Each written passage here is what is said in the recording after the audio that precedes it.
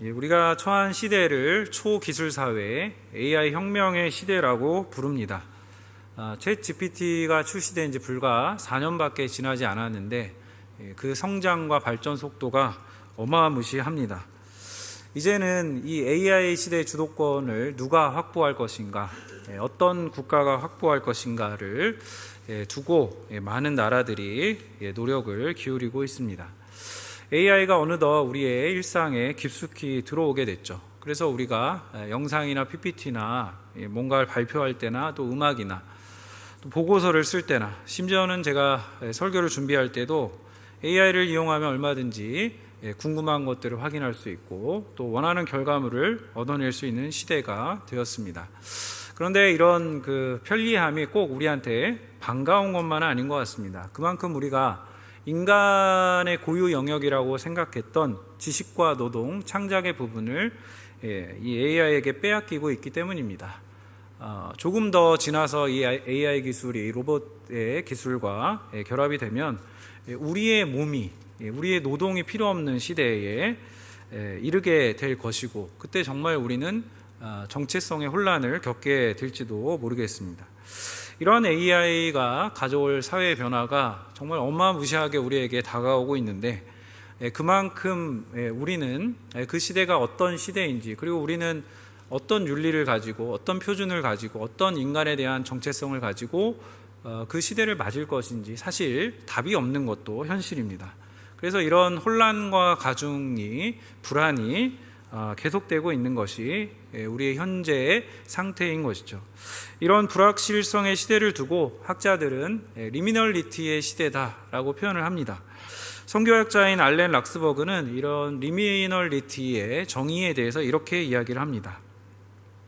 사람들이 이전 시기에 성취했던 질서가 더 이상 작동하지 않으며 이를 대체할 확실한 것도 떠오르지 않는 때, 이것을 리미널리티라고 부르는데요. 마치 애벌레가 나비가 되기 전에 그 고치 안에서 형태가 변하고 있는 그런 아주 모호한 경계의 상태를, 과도기적인 상태를 리미널리티라고 부르는 것입니다. 이런 기존의 공식이 깨어진 시대를 정말 어떻게 살아갈 것인가, 많은 사람들이 이 AI를 쓰면서도 고민을 하게 되고요. 저도 역시 마찬가지고요.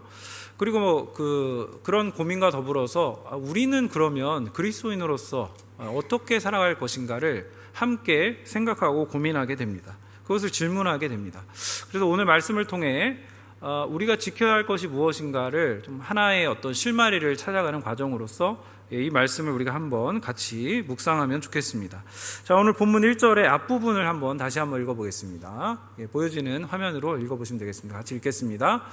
그러므로 형제들아, 내가 하나님의 모든 자비하심으로 너희를 권하노니. 바울이 이 말씀으로 로마서의 마지막 단락을 열고 있습니다. 그 앞에 1장부터 11장까지의 내용에서 바울이 하나님이 얼마나 우리에게 신실하셨으며 하나님이 우리를 얼마나 사랑하셨는지를 예수 그리스도를 통해서 증거하고 있고, 그 예수 그리스도를 통해서 우리가 받은 은혜가 무엇인지를 나타내고 있고, 그 예수 그리스도와 함께 성령이 주시는 은혜를 통해서 우리가 비록 육과 영이 계속해서 갈등과 싸움을 일으키는 그런 현실 가운데 있지만 결국은 성령이 우리를 이기게 하셔서 우리를 구원의 결과로 이끌어 주실 것이다라는 그런 아주 확신에 찬 어조, 그런 설명을 바울이 앞부분에 이미 했습니다. 그래서 그런 은혜, 자비, 하나님의 이런 은혜를 경험했다라면 이제 우리는 그 하나님의 신실하심에 반응해서, 그 하나님의 신실하심에 응답해서 이런 반응을 하면서 살아야 합니다라고 바울이 설명을 하고 있는 것입니다.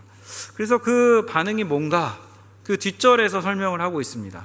너희 몸을 하나님이 기뻐하시는 거룩한 산 제물로 드리라. 이는 너희가 드릴 영적 예배니라.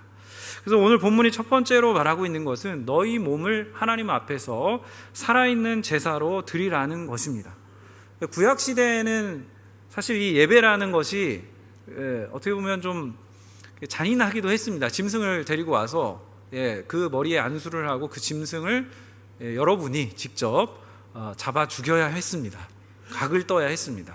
그러니까 그런 과정을 통해서 우리의 죄가 얼마나 심각하고 하나님의 자비가 얼마나 큰지를 실체적으로 경험을 했던 것이죠. 근데 신약 시대에는 우리가 우리 몸을 하나님이 소중히 여기라 그랬는데 그렇게 할 수는 없고 그런 방식이 아니라 이 말은 우리의 일상, 우리의 삶, 우리가 몸을 가진 존재로서 이 삶을 하나님 앞에 드리라 라는 권면을 바울이 이제 하고 있는 것이죠.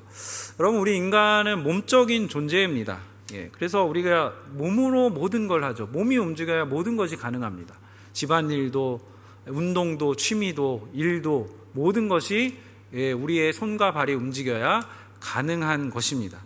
그래서 우리가 가진 이 육체성이라는 것은 굉장히 중요합니다. 지금 우리가 드리고 있는 이 예배, 이 공적 예배도, 그리고 예배를 마치고 나가서 드리는 삶의 예배도 몸이 없이 드리는 것은 불가능합니다. 그래서 몸이 없이 드려진 예배는 사실 본질을 잃어버린 예배라고 볼 수 있습니다. 불과 몇 년 전만 해도 우리가 코로나로 예배를 대면해서 드릴 수가 없었습니다. 비대면 예배를 불가피하게 드리는 그런 시대가 있었습니다. 시간이 있었습니다. 한 3년 지났는데 기억도 잘 안 나죠. 근데 여러분, 얼마나 우리가 잊고 싶으면 기억을 안 하겠습니까? 근데 그때를 떠올리면서 그때가 좋았다 라고 생각하시는 분 아무도 없죠. 누구도 그때로 돌아가는 걸 원하지 않습니다. 근데 팬데믹 기간을 우리가 거치면서 그 팬데믹의 영향을 받은 게 있어요. 대표적인 게 우리 신앙의 형태 변화를 가져온 것 중에 하나가, 우리가 방금 헌금을 드렸는데 QR로 헌금하는 거죠.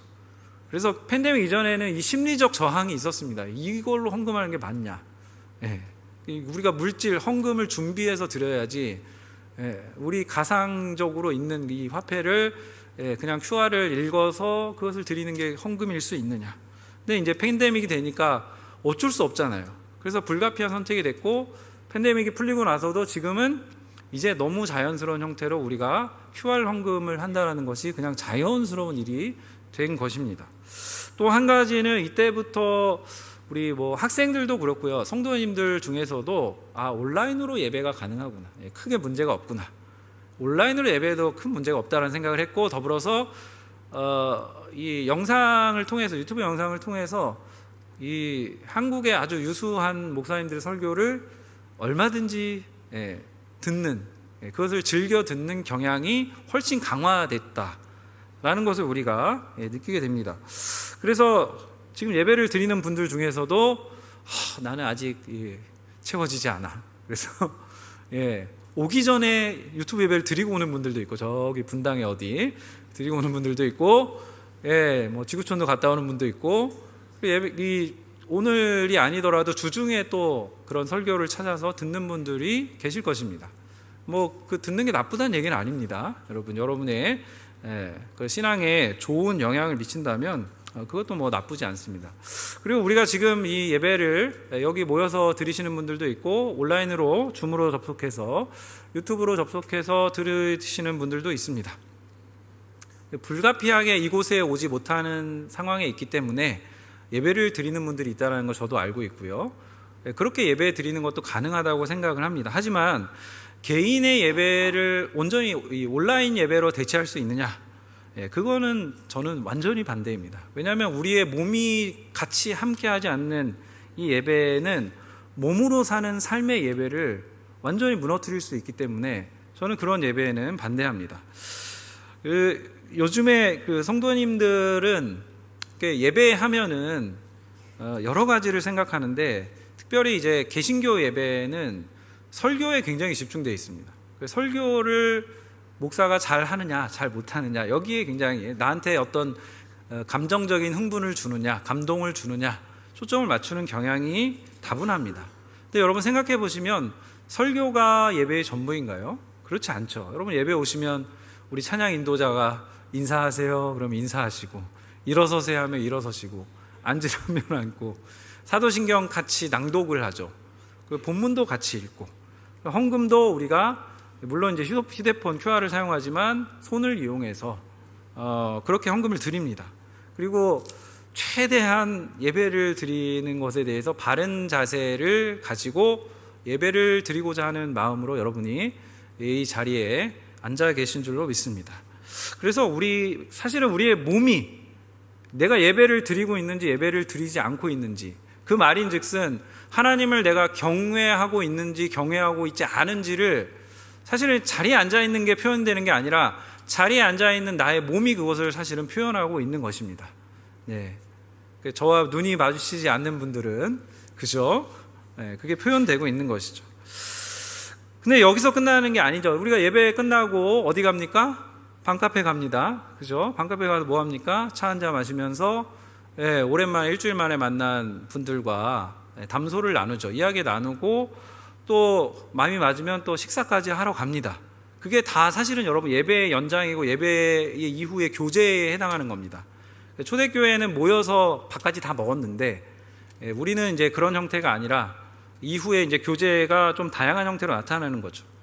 그리고 봉사하는 분들은 이 예배 마치면 바로 그 봉사의 자리에 가서 열심히 봉사를 합니다. 오늘 우리 찬양대도 방학 중인데 오늘도 아름다운 찬양을 드렸는데 얼마나 일찍 와서 연습을 하시느라 그죠? 얼마나 수고가 많으십니까? 우리 찬양팀도 마찬가지고요.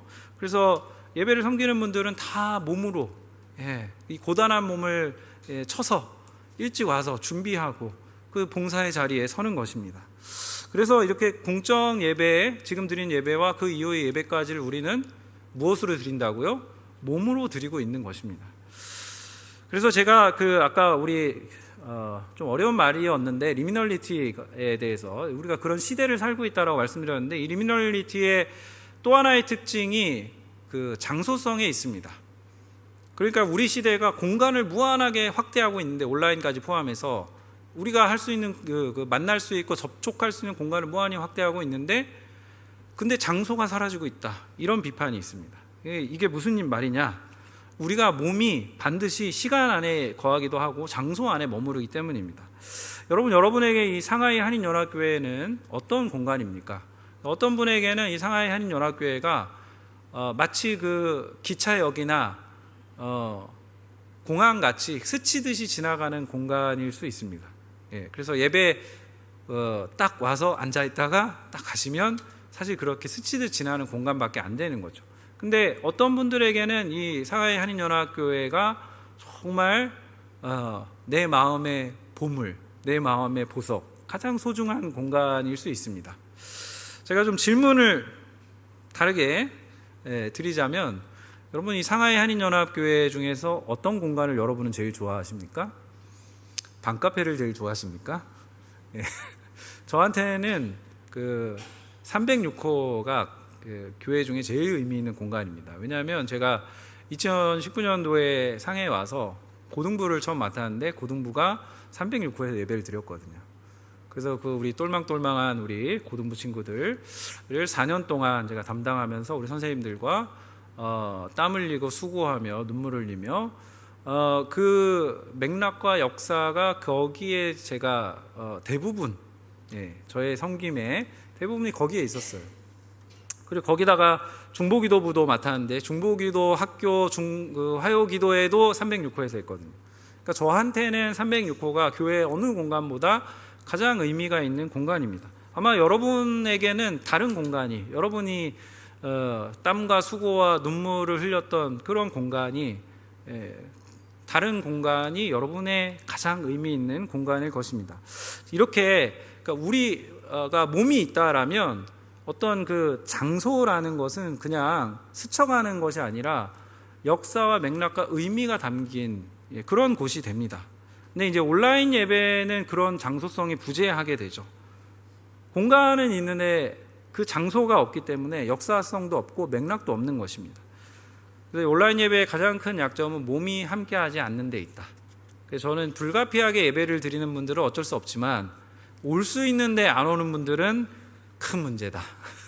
이렇게 생각을 합니다. 그래서 우리 몸이 함께한다는 거 이게 얼마나 중요한가를 제가 또 한 가지 느꼈던 게 이제 2022년에 제가 남성 제자반을 처음 제자반하면서 담당을 했었습니다. 그때 이제 남성 제자반이 코로나 상황이었기 때문에 이렇게 못 만났어요. 그래서 온라인으로 시작을 했습니다. 온라인으로 시작하고 한 학기 동안 온라인으로 만났어요.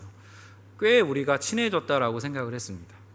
그 진짜 이야기도 잘 나누고 삶의 이야기 잘 나누고 배우기도 하고 그랬는데 여름이 지나고 2학기가 돼서 좀 상황이 풀렸어요. 그래서 이제 오프라인으로 여기서 이제 만날 수 있게 됐는데 첫 그 2학기 모임을 딱 그 했던 시간 그 순간을 제가 잊지를 못합니다. 우리가 딱 2학기에 처음 만나 대면했는데 정말 서로 너무 대면대면한 거예요. 이렇게 우리가 그 친밀하게 얘기를 했던 사람들이 맞나 싶을 정도로 처음에 너무 어색하게 인사하고 어색하게 시작을 했는데 뭐 곧 친해졌습니다. 근데 그러니까 온라인으로 우리가 뭔가를 교제하고 나눈다는 게 우리의 몸의 육체성이 담보되지 않는 이상은 뭔가 문제가 크다라는 것을 이런 일들을 통해서 이런 과정들을 통해서 제가 경험했던 것이죠. 자, 히브리서 10장 25절 말씀을 우리가 좀 상기해 봤으면 좋겠습니다. 자, 같이 한번 읽어보겠습니다. 시작. 서로 돌아보아 사랑과 선행을 격려하며 모이기를 패하는 어떤 사람들의 습관과 같이 하지 말고 오직 권하여 그날이 가까움을 볼수록 더욱 그리하자. 네. 모이기를 패하는 어떤 사람들의 습관과 같이 하지 말고 모여서 힘쓰고 모여서 예배하라고 권면하고 있죠. 제가 2주 전에 태풍 이슈로 태풍 때문에 상해에 오질 못하고 원래 왔어야 되는데 북경에 머무르게 됐습니다. 그래서 주일이어가지고 말로만 듣던 그 북경의 그 한인교회를 제가 찾아가게 됐습니다. 예배를 드렸어요. 근데 제가 굉장히 감사했습니다. 예배를 드리면서 그 말로만 듣던 교회에 갔던 것도 그런데 그 많은 성도님들이 여기보다 제약이 확실히 있더라고요. 그날도 공안이 와서 이제 점심 식사를 못했는데 예배 끝나고 그럼에도 불구하고 성도님들이 많이 모여서 그 자리를 채워서 함께 하나님을 예배하는, 그래서 이 땅에 우리 상해만 있는 것이 아니라 이 도시마다 하나님께서 예배하는 백성들을 부르시고 보내시고 세우고 계시구나라는 것을 다시 한번 확인하는 시간이었습니다. 자, 이렇게 제가 몸으로 가지 않았으면 경험하지 못했을 예배를 경험하고 돌아온 것이죠. 그래서 우리가 하나님 앞에 바르게 드려야 하는 예배는 어떻게? 몸을 바르게 드리는 예배, 몸을 함께 쓰는 예배가 하나님께서 기뻐하시는 영적 예배라는 것을 우리가 알 수 있습니다. 네, 이게 개역개정에서는 너희가 드릴 영적 예배인이라고 번역하고 있는데요. 그 원어로 보면 원래 헬라어 원이 로기코스라는 말을 씁니다. 이 로기코스라는 말은 그 로고스 아시죠? 이성, 그 말을 형용사로 표현한 것인데, 그래서 원래 뜻이 이성적인, 합리적인이라는 뜻입니다. 그러니까 우리 몸을 거룩한 산 제물로 하나님께 드리는 것이 영적 예배인데, 그 영적 예배는 합리적인 예배, 이성적인 예배라는 뜻입니다. 이게 따지고 보면 정말 맞는 말이에요. 왜냐하면 예수님께서 우리를 위해서 먼저 거룩한 산 제물로 자신을 드려주셨거든요. 그래서 그 예수님께서 우리를 위해 드리신 예배, 그 제물 대심, 그것을 우리가 그 은혜를 배웠단 말이죠. 그리고 나서 우리가 그 하나님이 우리에게 보여주신 자비하심, 예수 그리스도께서 우리에게 보여주신 그 은혜와 자비에 대한 정당한 반응이, 우리도 주님이 그러셨던 것처럼 우리 몸을 거룩한 산 제물로 하나님 앞에 드리는 그 예배를 드려라 라는 것이죠. 그래서 예수님이 죽음으로 우리를 살리셨듯이 우리도 우리 몸을 제물로 드려서 우리 자아를 죽이고 예수께서 우리 안에 사시는 그 삶을 살아가면서 그 하나님에 대한 순종을 드리는 것이 하나님이 베푸신 자비에 대한 정당한 반응이라는 뜻입니다. 그래서 우리가 이성적인 예배, 합리적인 예배라는 뜻은 그냥 감정적으로 흥분하거나 아니면 그냥 굉장히 그 냉정하게 이성적으로만 그래 알고 있어 이게 아니라 우리 인격, 지식, 정의, 마음, 이 의지 이런 것들을 다 들여서 하나님이 정말 기뻐하실 만한 예배를 소망해라. 그 기뻐하실 만한 예배를, 그 은혜를 받은 만큼, 경험한 만큼 하나님 앞에 드리는 삶을 살아라 라는 것입니다. 우리가 드려야 할 예배, 진정한 예배는 그 하나님의 은혜와 자비를 기억하고 우리 자신을 온전히 드리는 삶을 살아가는 것입니다. 여러분이 생각하기에 좋은 예배는 어떤 예배입니까? 어떤 분들은 그 예배 가운데 오늘 우리 찬양팀이 평소보다 굉장히 한 1.5배 감정적으로 격정적인 예배를 드린 것 같아요. 되게 굉장히 감사한데, 근데 그런 감정적인 흥분과 기도 가운데 막 이런 열광을 경험하는 것이 좋은 예배냐? 아니면 또 어떤 분들은 좋은 예배는 목사님이 설교를 30분 이상 하지 않는 것, 이렇게 나름 기준이 달라요. 그래서 예배에 대해서 생각할 때 딱 나의 어떤 소비적인 기준이 있습니다. 그래서 이 예배가 나한테 어떤 서비스를 제공해 주냐에 굉장히 초점을 맞춘 현대교인들은 그런 기준을 가지고 있죠. 근데 오늘 말씀이 그런 우리의 생각과 많이 다른 이야기를 하고 있습니다. 합리적인 예배, 이성적인 예배를 드려라. 너의 지성을 다해서, 마음을 다해서, 의지를 다해서 삶 전체를 하나님 앞에 드려라 라는 말을 하고 있는 것이죠. 그 예전에 한국에서 철야 예배로 유명했던 대형 교회가 있는데, 그 대형 교회가 얼마나 유명했던지 방송국에서 촬영을 나온 적이 있습니다. 그래서 그 촬영팀이, PD랑 기자가 쭉 봤어요. 예배가 너무 은혜롭고 밤을 새서, 이 사람은 정말 경이로운 거죠. 밤을 새서 철야 기도를 하고 철야 기도 끝나고 새벽 기도까지 하고 교인들이 다 집에 가는 거예요. 성전을 꽉 채워가지고. 근데 보니까 예배 끝나고 나와서 버스 정류장까지 가는데 이 교인들 우르르 몰려나와서 다 무단횡단을 해서 버스 정류장에 가는 것을 보게 됩니다. 그래서 방송에는 별로 부정적인 리포트가 나왔어요. 참 교회는 아름다운데, 교회에서 예배드리는 사람들의 모습은 아름다운데 뒷모습은 씁쓸하다. 이게 뭡니까? 우리의 지성이 함께 작동하지 않는 예배인 것이죠. 우리가 그 예배라는 어떤 이 공적 예배에서의 흥분과 감동과 은혜를 생각한다라면, 이 예배가 마쳐지는 순간 저 문을 나서고 나서부터 우리의 예배, 삶의 예배가 시작된다라는 인식이 있다라면, 우리가 좀 더 우리의 삶을 살피고 우리가 좀 더 바른 예배를 드리기 위해서 우리가 그런 생각들을 하면서 살아야 할 텐데, 그런데 우리가 이제 그런 생각까지 이어지지 못하고, 여기서는 굉장히 좋은 그리스도인인 것처럼 살아가지만 저 문 밖을 나서면 그냥 교인인지 아닌지 잘 모르겠는, 구분이 안 되는 삶을 살아간다라는 것이죠. 그래서 오늘 성경이 말하고 있는 너희 몸을 하나님이 기뻐하시는 거룩한 산 제물로 드리라는 것과 굉장히 차이가 있는 우리의 모습을 보게 됩니다. 자, 오늘 말씀이 두 번째로 말하고 있는 것은 2절에서 설명되고 있는데요. 우리 2절 말씀 함께 읽겠습니다. 시작. 너희는 이 세대를 본받지 말고 오직 마음을 새롭게 함으로 변화를 받아 하나님의 선하시고 기뻐하시고 온전하신 뜻이 무엇이든지 분별하도록 하라. 아멘. 자, 몸을 산 제물로 드리기 위해서 어떻게 해야 되냐? 반드시 필요한 것이 있는데 변화하고 분별하는 삶을 살아야 한다는 것입니다. 바울이 지금 이 세대를 본받지 말라고 말하고 있습니다. 이 세대가 무엇입니까? 에베소 6장에 의하면 공중의 권세 잡은 자 사탄이 이 세상의 정신과 힘과 세계관과 사고와 사람들의 어떤 그 마음을 꽉 잡고 있습니다. 그래서 그 영향력이 어마어마합니다. 마치 그 자석, 강력한 자석이 그 철을 당기는 것처럼 이 사탄의 힘이 우리를 쉴 새 없이 끌어당기고 있는 것이죠. 근데 바울이 지금 무슨 얘기를 합니까? 그런 영향력, 그런 강력한 힘에 끌려다니지 말고, 휘둘리지 말고, 그것을 동경하거나 추종하거나 숭배하지 말고, 주님이 원하시는 삶의 예배가 무엇인지를 분별하고 변화를 받아서 그 분별하는 삶을 살라고 말씀하고 있습니다.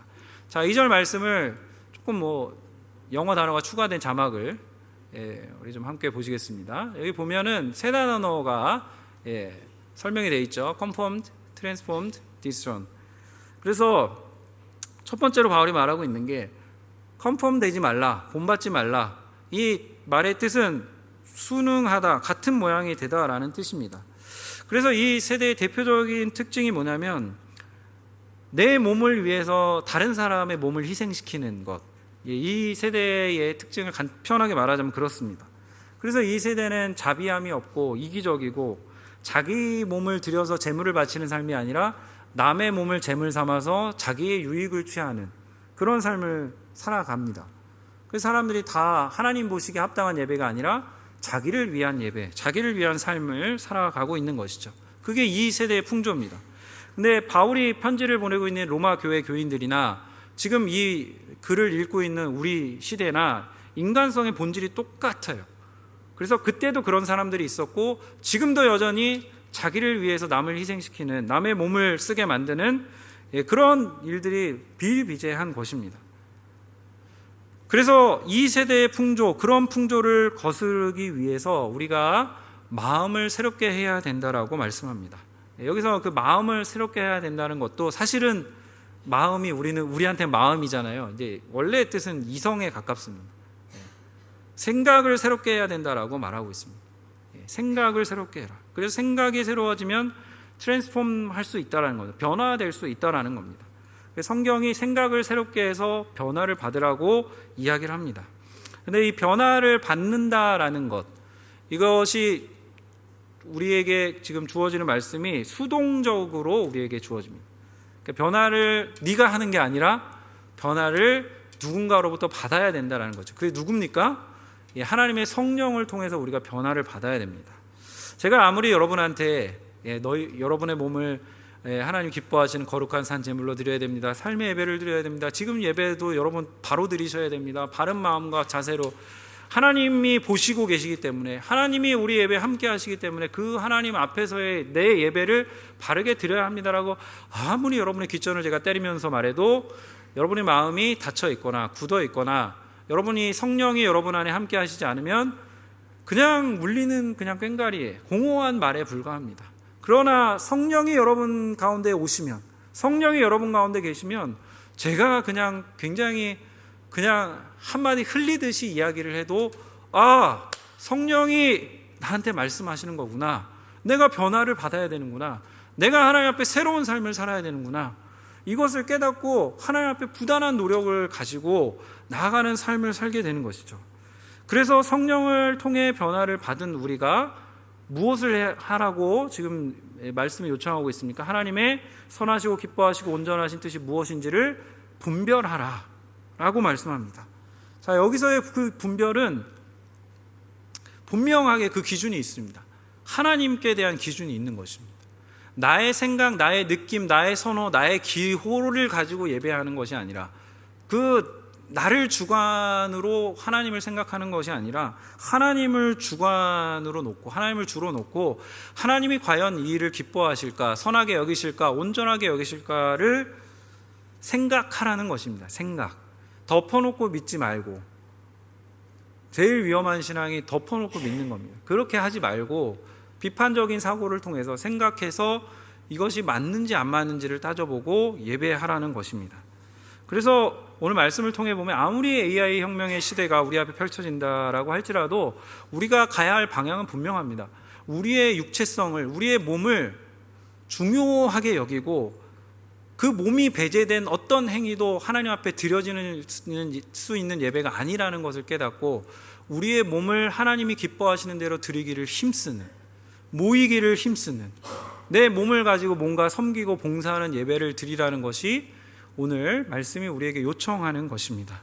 그래서 이런 우리의 그 모든 존재를 다해서, 생각을 다해서, 의지를 다해서, 마음을 다해서 그걸 다 사용해야 하나님이 기뻐하시는 예배가 된다라는 것이지, 그냥 수동적으로 여러분이 이렇게 하세요, 저렇게 하세요, 이렇게 하면 좋은 겁니다 라고 해서 그냥 아무 생각 없이 그것만 따르는 것이 여러분의 신앙에 좋은 것이 아니라 라는 것을 오늘 말씀이 권면하고 있습니다. 자, 말씀의 결론을 여러분과 나누고자 합니다. 제가 생각하는 그 결론은 이것입니다. 이런 초기술 시대, 리미널리티의 이 모호한 경계성의 시대를 우리가 살고 있는데 우리는 정말 무엇을 붙잡아야 합니까? 무엇을 보고 나아가야 합니까? 제가 생각하기에는 예수님을 붙잡아야 됩니다. 특별히 어떤 걸 붙잡아야 되냐면 성육신 사건을 우리가 기억해야 한다라고 봅니다. 예수님 원래 몸이 없으셨죠. 그런데 때가 되어서, 때가 참에 하나님이 그 아들을 이 세상에 육신을 입은 형태로 보내셨습니다. 몸을 입고 이 세상에 오셨습니다.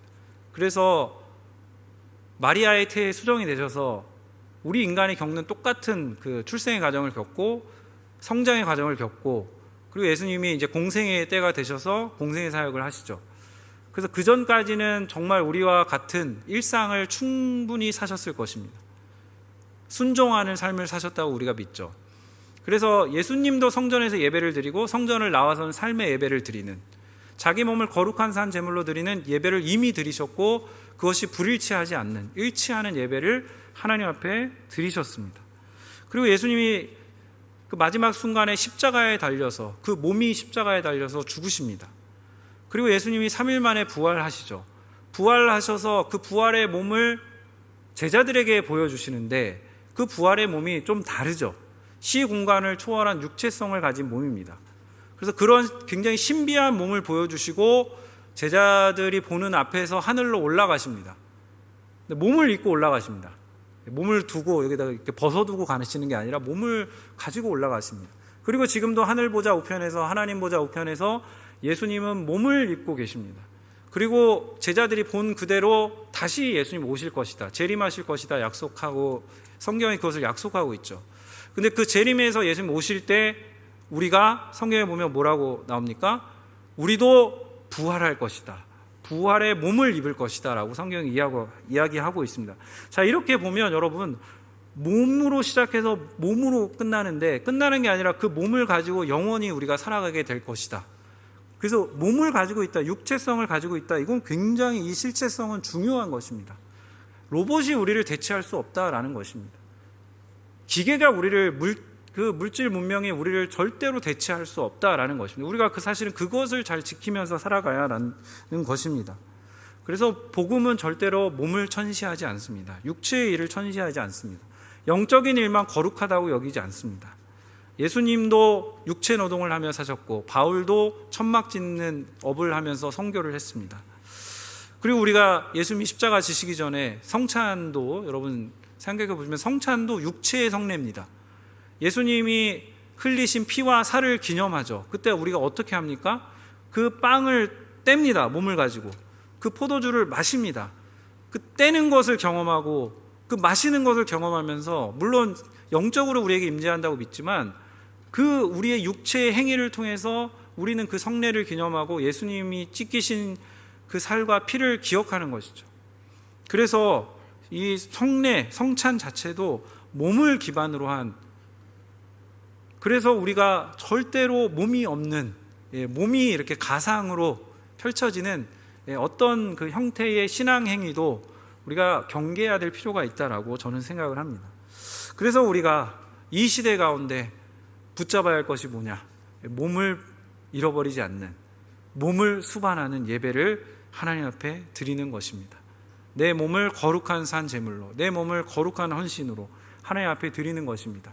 여러분 때문에 여러분의 주변이 희생되는 삶이 아니라, 여러분이 희생을 해서, 저도 마찬가지고요, 다른 사람이 조금 더 편안하고, 다른 사람이 조금 더 기쁘고, 다른 사람들이 은혜를 받는 삶, 그 삶을 하나님이 우리에게 요청하고 요구하시는 것입니다. 여러분, 우리가 드려야 할 참된 예배는 몸적인 예배입니다. 예수님께서 몸을 입고 우리에게 오셨던 것처럼 우리도 몸을 들여서 예배하는 삶을 살아야 합니다. 저는 우리 교회 많은 성도님들이 얼마나 많이 교회를 위해서 헌신하고 기도하고 수고하시는지를 잘 알고 있습니다. 또 교회뿐만 아니라 세상에 나가서도 얼마나 모범된 삶을 살고 하나님 기뻐하시는 삶을 살고자 분투하고 계신지를 잘 알고 있습니다. 그래서 제가 늘 우리 교회를 떠올리고 우리 교회를 얘기할 때 성도들이 훌륭한 교회다, 이 자랑을 제가 빼놓지 않습니다. 진짜 그렇습니다. 8년 전이나 지금이나 저는 여러분이 너무너무 자랑스럽고, 여러분 때문에 제가 사실은 배운 게 더 많고 깨달은 게 많고 지금도 감동을 받고 있는 일들이 훨씬 더 많습니다. 그러므로 여러분, 우리가 이 교회를 주님의 몸이라고 부르잖아요. 예수님은 교회의 머리 되시고, 그 성육신하신 예수님을 우리의 머리 되신다면, 여러분, 우리가 주님의 손과 발이 되어서 이 예배를 마치고 저 뒤로 나가는 그 이후에 그 예배를 우리가 반드시 생각해야 한다는 것입니다. 하나님 기뻐하시는 거룩한 산 제물로 나를 어떻게 드릴까?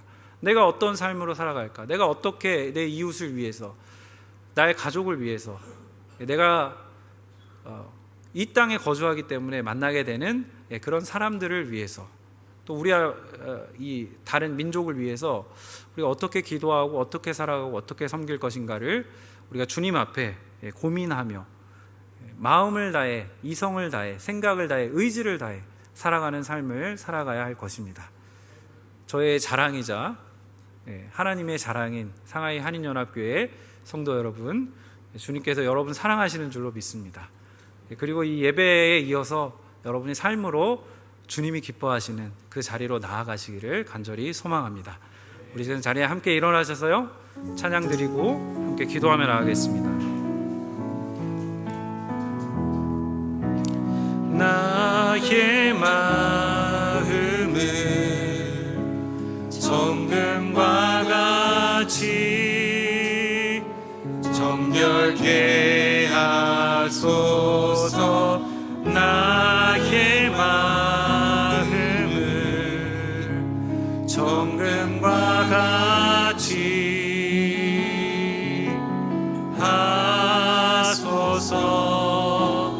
내 영혼에 한 소망이 있으니 주님과 같이 거룩하게 하소서. 나의 삶을 드리니 거룩하게 하소서. 오 주님, 나를 받으소서.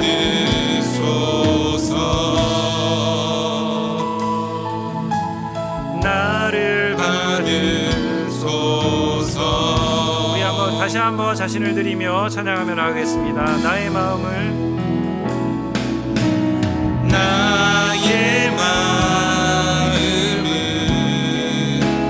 정금과 같이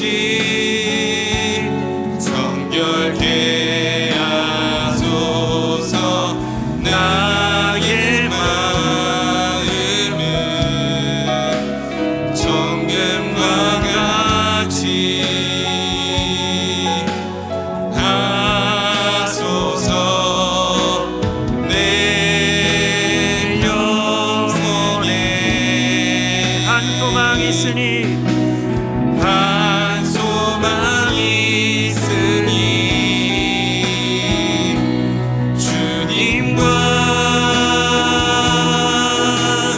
같이 거룩하게 하소서. 나의 삶을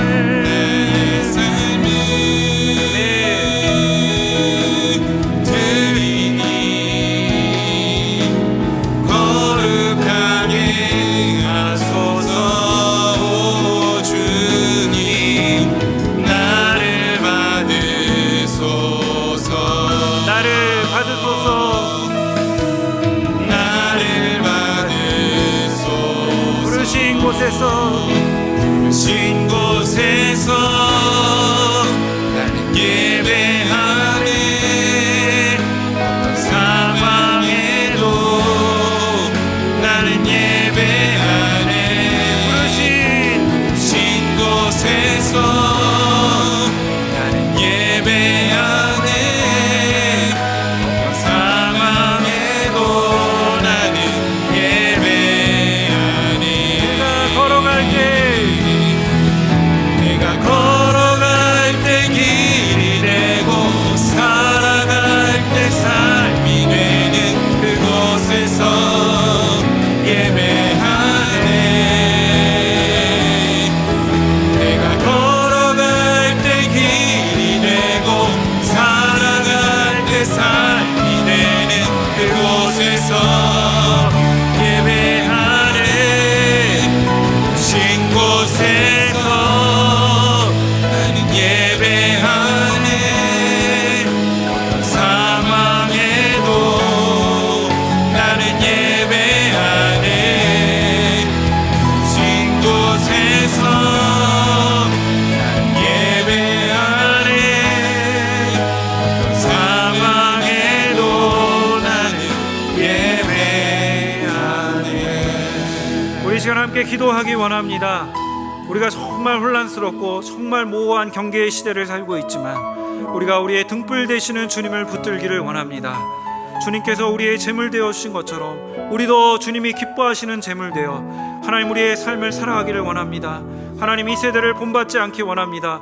이 세대의 힘과 경향성을 본받지 않고 정말 하나님이 기뻐하시고 선하시고 온전한 뜻이 무엇인지를 깨달아 정말 우리가 마음의 변화를 받아 하나님이 기뻐하시는 삶으로 나아가기를 원합니다. 하나님 앞에 신실한 하나님의 백성으로 남기를 원합니다. 우리 여러분의 마음의 소원과 하나님 앞에서의 간구를 올려드리며 이 시간 우리 주의 이름 한번 외치신 후에 함께 기도하며 나가겠습니다. 주여! 살아계신 주님, 아버지 하나님, 놀라운 신 영광의 하나님, 하나님 우리에게 정말 하나님 베풀어신 그 은혜가 무엇인지를 우리가 안다면 하나님 우리가 그 주님을 계신 하나님 주님 앞에 우리도 주님의 제물이 되어 정말 주님이 기뻐하시는 삶으로 나아갈 수 있도록 주님이 기뻐하시는 은혜를 경험할 수 있도록 하나님 주님 앞에 온전히 나가도록 인도하여 주시옵소서. 하나님 아버지 주의 성령께서 우리와 함께 하시고 우리 가운데 역사하시고 우리를 향하신 하나님 아버지 그 뜻과 은혜를 하나님 나타내어 주시길 원합니다. 아버지 하나님 우리 사랑하는 성도님, 하나님 이 세대의 영향과 이 세대의 힘과 이 세대의 악함을 못받지 않게 하시고 마음을 새롭게 함으로 우리의 생각이 새로워지고 우리의 영이 새로워지고 하나님의 성령을 통한 변화를 받아 정말 하나님 기뻐하시는 자리로 나아가는 하나님 백성들 될 수 있도록 인도하여 주시옵소서. 하나님 이 땅 가운데 우리를 보내신 그 사명을 깨달아 우리가 끊임없이 흔들림 없이 힘을 내어 하나님 앞에 당당하게 나아갈 수 있게 하시고 견뎌낼 수 있는 힘을 주시고 하나님 우리에게 베풀어 주시는 그 은혜를 하나님 아버지 우리가 하나님 그 은혜를 받아 하나님 그 은혜에 합당하게 우리의 삶을 누리며 살아갈 수 있도록 주님 역사하여 주시기를 원합니다. 아버지 하나님 역사하시고 은혜 가운데 인도하여 주시옵소서. 하나님 정말 우리가 하나님 기뻐하시는 삶으로 하나님 정말 원하시는 삶으로 우리가 드려지기를 원하오니 오 주님 인도하여 주시고 역사하여 주시옵소서. 하나님 기뻐하시는 하나님 아버지, 정말 우리가 정말 인간이 정말 감당할 수 없을 만한 그러한 기술의 혁명 AI 시대를 우리가 진입하고 있고 아직 우리에게 도래하지 않은 그 모호함과 경계성의 시대 가운데 우리를 살고 있습니다. 하나님, 그러나 우리가 혼란스럽지 않기를 원합니다. 하나님, 우리가 말씀이 우리에게 지시하는 바를 따라서 우리의 몸을 잘 지켜가면서 우리의 몸을 하나님 앞에 드리기를 힘쓰면서 모이기를 힘쓰며 정말 하나님 앞에 예배하기를 힘쓰며 이 장소뿐만 아니라 우리가 정말 우리의 삶의 자리에 나아가서도 하나님이 정말 우리를 향한 하나님의 선하시고 기뻐하시고 온전하신 뜻이 무엇인지를 분별하며 하나님 정말 우리 자신을 먼저 변화되고 또 하나님 우리에게 정말 만나게 하시는 모든 사람들을 변화시키는 삶으로 하나님 우리가 나아가도록 인도하여 주시옵소서. 비록 우리가 연약하고 부족하지만 그러나 성령이 우리와 함께 하신다면 이 시대 가운데서도 이 마지막 때 가운데서도 하나님은 하나님의 일을 행하실 줄로 믿습니다. 하나님, 우리가 감당할 만한 일을 주시고 사명을 허락하여 주시고 그 사명 감당하는 삶으로 나가도록 인도하여 주시옵소서. 사랑하는 상하이 한인연합교회 모든 성도들이 정말 주님의 이 사명과 은혜와 뜻을 깨달아 우리의 몸을 잘 지켜가며 거룩한 산 제물로 이 한 주간을 살아드리는 하나님께 영광 돌리는 그러한 삶으로 나아가도록 인도하여 주시옵시고 우리의 삶의 문제와 고민과 고단함과 또 우리가 고민하고 주님 앞에 간구하며 나가는 모든 것들도 정말 주님께서 응답하시고 인도하시고 채워주실 줄 믿사오며 하나님 앞에 이 믿음을 견지하며 나아가는 견딜 수 있는 믿음을 주시는 그 하나님 앞에 끊임없이 나아가는 우리 인생 되도록 주님 붙들어 주시옵소서. 감사와 영광 주님 앞에 올려드리오며 예수님의 이름으로 기도드립니다. 아멘. 이제는 자신을 우리를 위한 제물로 드리신 그 거룩한 제물로 드리신 예수 그리스도의 은혜와 그 아들을 우리에게 아낌없이 내어주신 하나님의 사랑과 그 하나님의 놀라우신 은혜와 예수 그리스도의 충만한 은혜를 우리에게 깨닫게 하시고 알게 하시며 변화를 받게 하시고 새로운 삶으로 나아가도록 인도하시는 그 성령의 역사를 믿음으로 고백하며 주 앞에 나아가는 우리 상하이 한인연합교회 모든 성도들 머리 위에 이제로부터 영원토록 함께 있을지어다. 아멘.